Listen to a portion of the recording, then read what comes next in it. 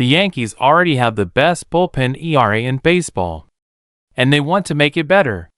Because Brian Cashman does not play defense, he plays offense. And what he just did next will shock you. 3.04. That is the New York Yankees bullpen ERA right now, the best in all of Major League Baseball. Better than the Dodgers. Better than the Phillies. Better than every single team in the American League. And yet Brian Cashman sat in his office sometime last week and made a call. Or took a call. Or sent a scout to watch the San Diego Padres.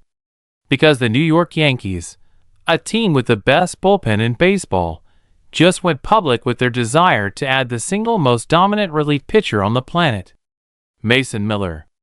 27 years old. 0.89 ERA. 25 saves in 25 opportunities. 75 strikeouts in 40.2 innings. 3 more years of team control. And a closer so unhittable that even the Padres' own GM said, when they got him last year, they never intended to give him up. But here is the thing about the Padres right now. 48 wins. 48 losses. 2.5 games out of a playoff spot after losing 28 of 45 games since late May. And Bob Nightengale just reported that rival executives are convinced the Padres will buy and sell at the same time, and will trade Mason Miller. The Yankees sent scouts to a Padres game 15 hours ago. Jon Heyman said they love the idea. And the trade proposal that would make it happen, the one that has Cashman considering the unthinkable, is bigger, more expensive, and more franchise-altering than anything the Yankees have done at a deadline in years. Today we are going inside all of it. This channel breaks down the blockbuster trades before they happen. Hit subscribe right now, because today's breakdown has every piece of the Mason Miller trade story, the numbers, the proposals, the complications, and the one quote from Miller himself that nobody is fully accounting for. Let's go! Let us start with Mason Miller himself. Because before we talk about trades and prospects and organizational philosophies and deadline strategies, we need to make sure everyone watching this understands exactly what the Yankees are trying to acquire. Because if you have been paying attention to baseball this season, and you have watched Mason Miller pitch even once, you already know. And if you have not, strap in. Because the numbers are genuinely absurd. 0.89 ERA. In a season where the average MLB reliever ERA sits around 4.2. 0.89. That is not an era that belongs in the same sentence as other relievers. That is an era that belongs in the Museum of Impossible Pitching. He has thrown 40.2 innings this season. He has allowed 18 hits. Total. 18 hits in 40 innings. He has struck out 75 batters. He has walked 7. His whip, walks and hits per inning pitched, is 0.836. One of the lowest marks in baseball at any position. He is 25 for 25 in save opportunities. Perfect. Not one blown save in a season where he has been given the ball in the highest leverage moments the Padres could construct. And he is 27 years old. Under team control through 2029. 3 more years of this. For whatever team acquires him. This is not a rental. This is not a half-season fix. This is a closer who, if the Yankees acquire him, would anchor the back of their bullpen not just for this October run, but potentially for 2 or 3 more after it. This is what the Yankees want. Now let us talk about why they think they can get it. The entire trade conversation around Mason Miller hinges on one specific organizational reality about the San Diego Padres that has been developing since early June and that reached its critical point sometime in the last 2 weeks. The Padres were supposed to be buyers this deadline. They came into the season with genuine October ambitions, a lineup built around Manny Machado and Fernando Tatis Jr., and a pitching staff that included Miller at the back end. The plan was compete now.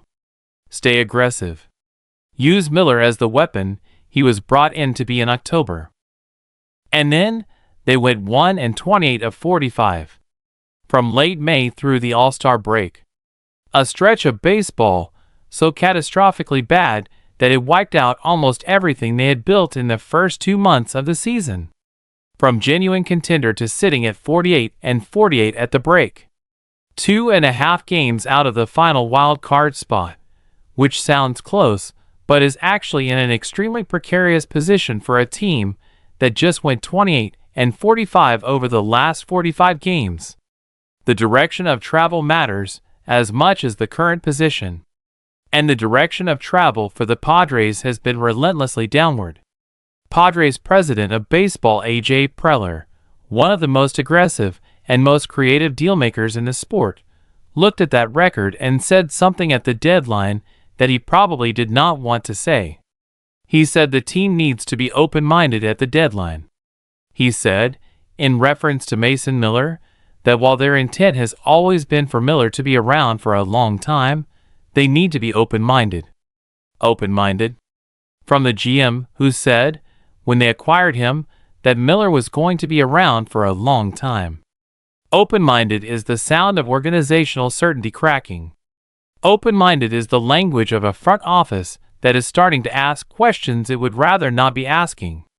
Bob Nightengale, one of the most connected and most respected baseball insiders in the business, went further than open-minded.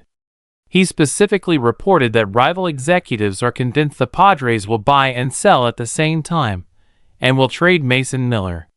Rival executives. The people in the rooms actually having these conversations. Convinced? Not speculating. Convinced? And the New York Yankees, who have been monitoring this situation since before the All-Star break, sent scouts to watch the Padres play 15 hours ago. Sports Illustrated confirmed it. The Yankees sent scouts specifically to evaluate Mason Miller in a live game context. This is what organizations do right before they make a trade. Not speculation. Not social media rumors.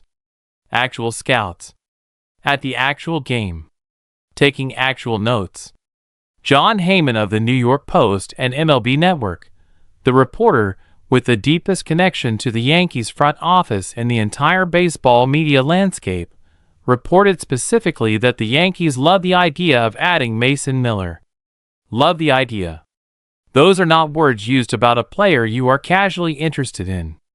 Those are words used about a player you are actively trying to figure out how to get. And here is where the story gets genuinely stunning. Because the Yankees already have a closer. They have David Bednar. And they have the best bullpen ERA in baseball at 3.04.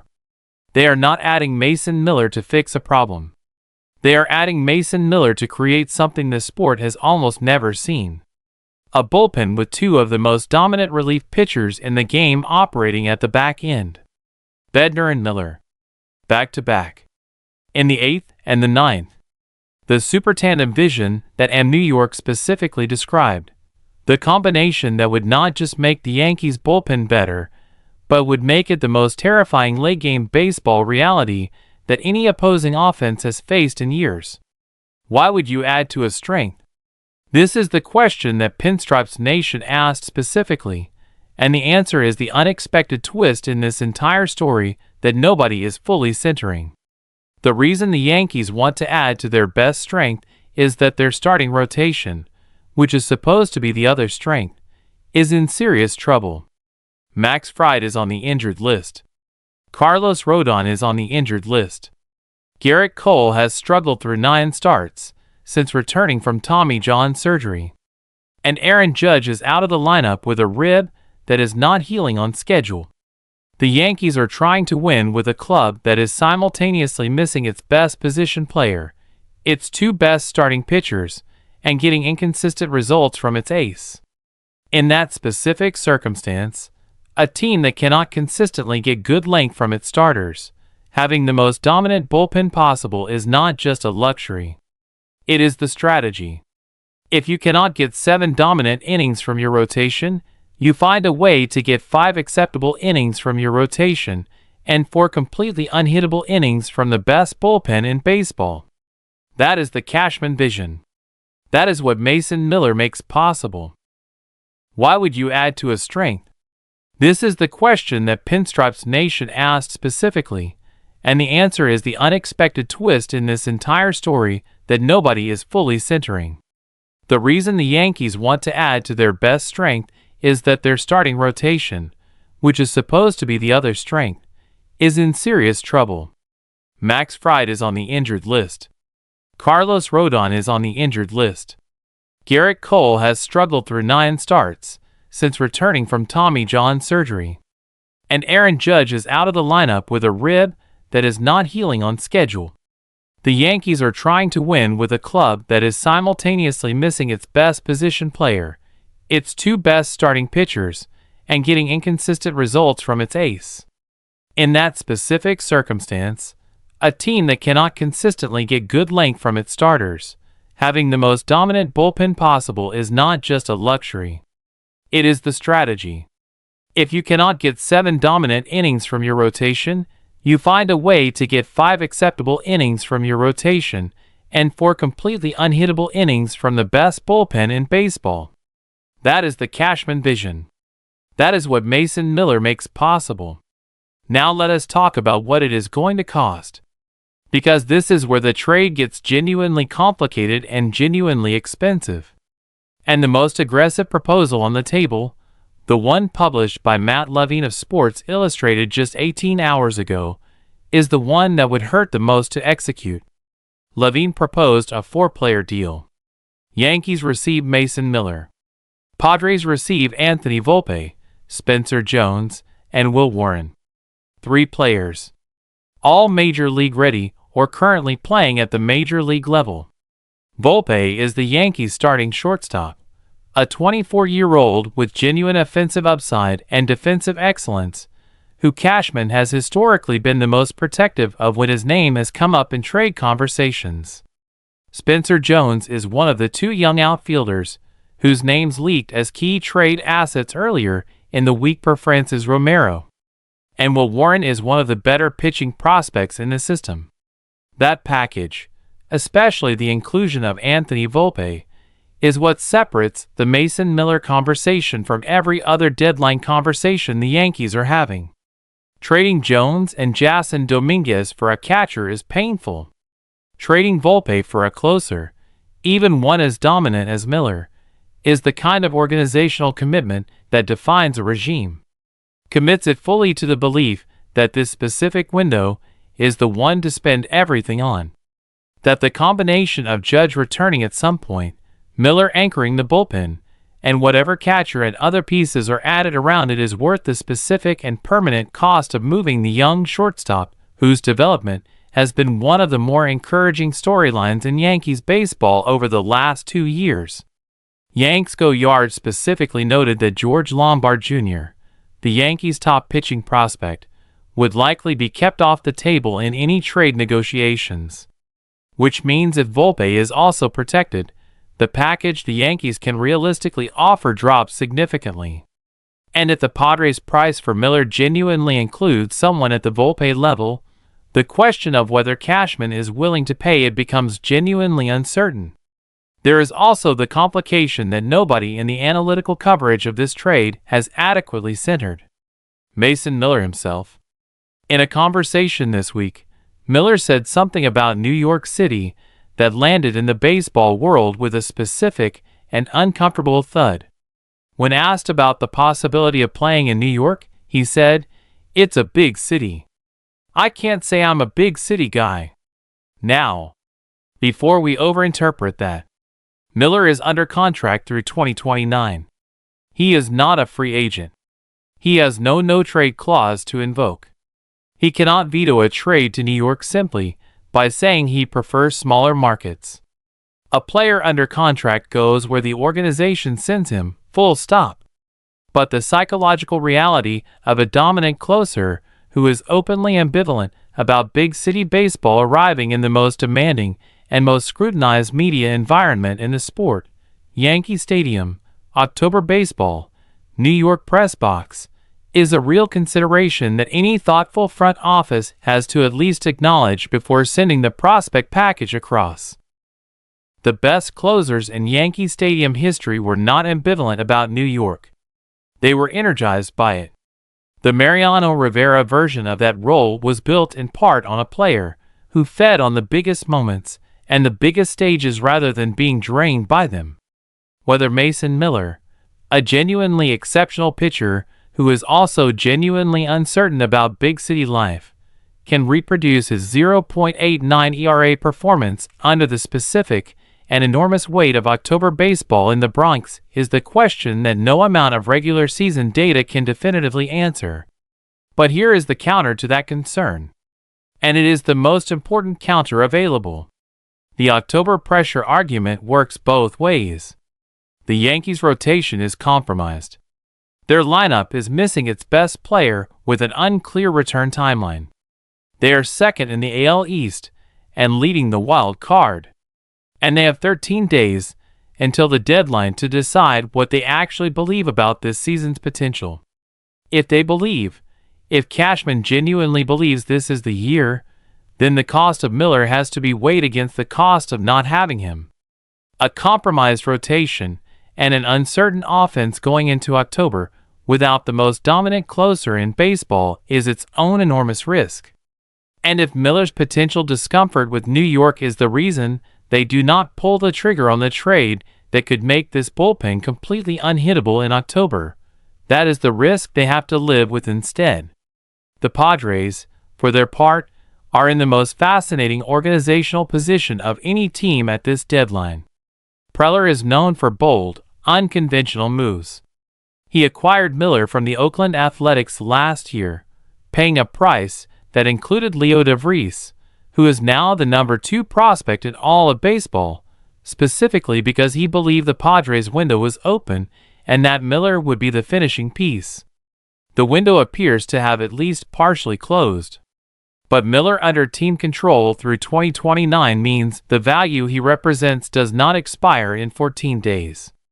The Padres can sell him now, at the peak of his value, to a team that desperately wants him, and use the return to reload the system for the next competitive cycle. Or they can hold him, hope the second half is dramatically better than the first, and try to use him the way he was intended to be used. Preller has made bold decisions before. Sometimes brilliantly. Sometimes expensively. The Miller decision is going to be the one that defines his legacy in San Diego more than almost any other single choice. Because whether he trades the best closer in baseball at the deadline or holds him through a disappointing season, either choice tells you everything about what he believes this organization's window actually looks like. 13 days. August 3rd at 6 p.m. Eastern. The Yankees love the idea. The scouts are watching. The proposals are on the table. Anthony Volpe or not. Spencer Jones or not. George Lombard Jr. off the table. And a 27-year-old pitcher with a 0.89 ERA, who is not a big city guy standing in the middle of the most consequential baseball trade of the summer. That is the complete picture of the Yankees' bold push for Mason Miller, and every piece of the trade that could change everything. The numbers are historic. The cost is enormous. The complication is real. And 13 days from now, we find out whether Brian Cashman decides this window is worth paying the price that opens it all the way. Stay subscribed because this story is moving at deadline speed. Disclaimer: this video is made for entertainment and informational purposes only. All content is based on publicly available media reports, insider reporting, and sports journalism published at the time of production, including reporting from Jon Heyman of the New York Post, Bob Nightengale, Sports Illustrated, Bleacher Report, Yard Barker, and New York, Pinstripes Nation, Yanks Go Yard, and Heavy.com.